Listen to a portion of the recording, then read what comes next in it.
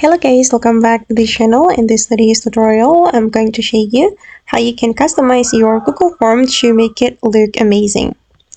Okay, let's get into it guys. I have created a Google form and I'm going to customize this Google form. If we want to customize this Google form, we can go to this menu, customize theme.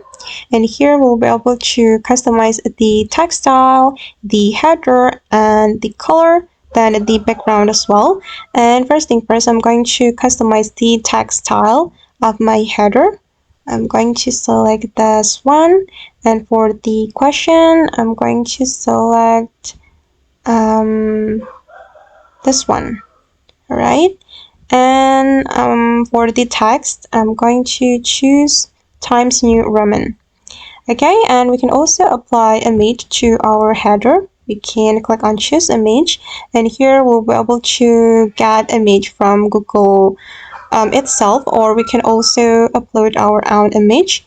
And I'm just going to use image from here. I'm going to select this one and I'm going to click on insert.